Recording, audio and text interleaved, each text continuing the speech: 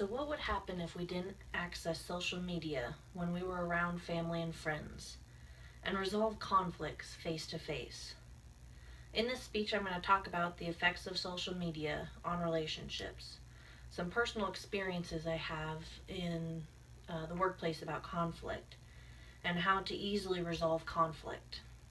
So, does social media affect any of your relationships?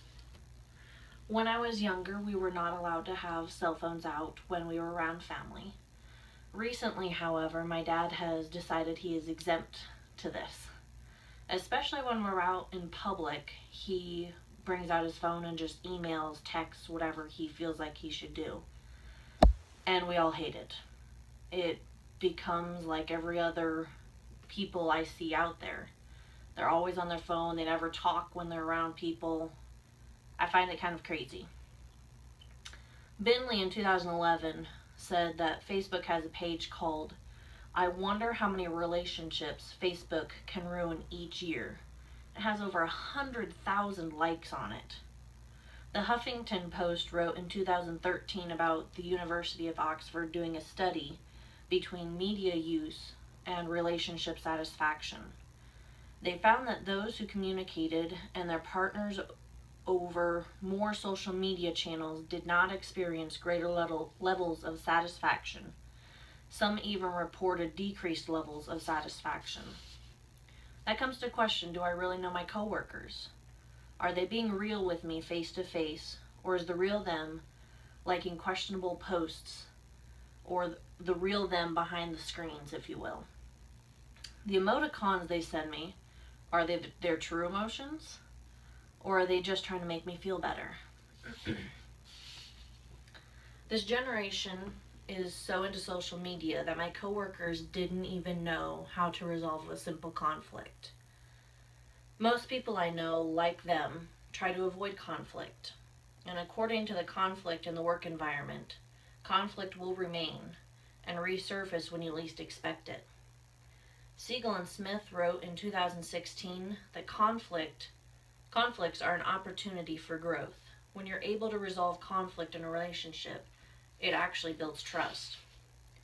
Growing up, my parents taught me to resolve conflicts with somebody, and I didn't really know how much I'd value it until two of my coworkers came up to me trying to resolve a conflict but didn't know how.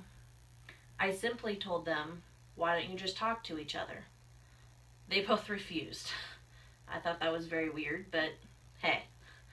So I decided, after feeling that it would not resolve itself, that I would become the mediator, or in the case of me growing up, my mom.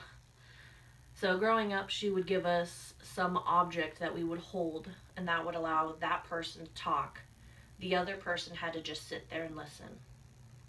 So I had a pen with me, gave a pen to one of them, and the other one was not allowed to speak.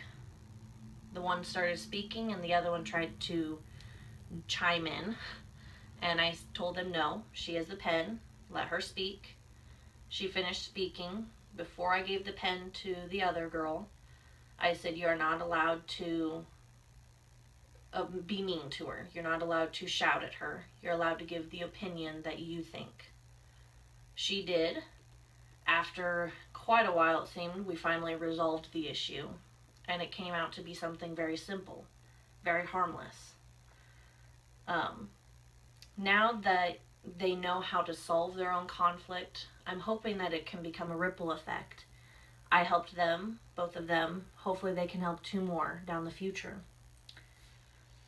So I'm hoping that it will also help by having people talk face to face instead of people just blowing up over social media. The Holistic Stress Control wrote a few strategies to help resolve some conflict.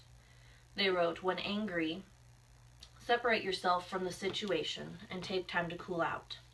Communicate your feelings assertively, not aggressively. Express them without blaming. Focus on the issue, not on your position about the issue. Accept and respect that individual opinions may differ. Don't try to force compliance. Work to develop a common agreement.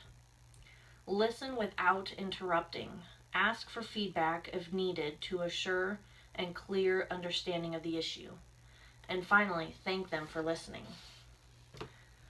What if we didn't access social media when we were around family and friends at all? Would you have better, longer lasting relationships? How much different would our world be if we actually solved our problems face to face as opposed to blowing up over social media? Finally, don't be on any social media while with family and friends. Don't try to be just an emoticon. Be real with people when you're with them. Give them true emotions. And resolve your conflicts face to face peacefully. If that may not happen, get a mediator to make things go smoothly.